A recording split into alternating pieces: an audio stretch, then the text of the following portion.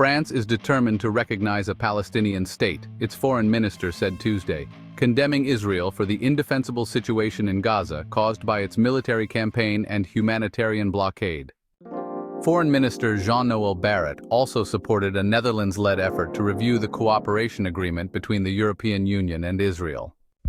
This review could impact political and economic ties. President Emmanuel Macron has suggested that France might recognize a Palestinian state at a UN conference in June. "We cannot leave the children of Gaza a legacy of violence and hatred. This must stop, and that's why we are determined to recognize a Palestinian state," Barrot told France Interradio.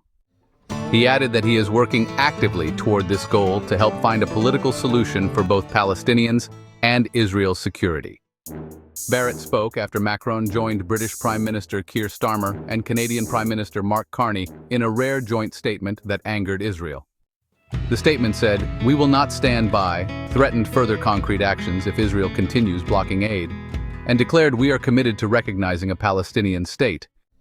When asked about these actions, Barrot urged the EU to support the Dutch request to review the association agreement with Israel.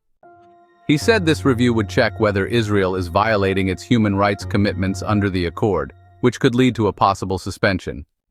He noted that neither Israel nor the EU wants to end the agreement, which covers political and commercial matters.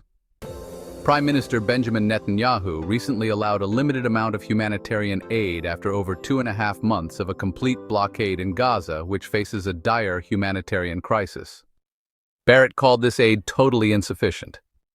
He described Gaza's situation as indefensible, saying that the violence and blockade by Israel have turned the area into a death trap, if not a cemetery. He warned Israel, "When you sow violence, you harvest violence."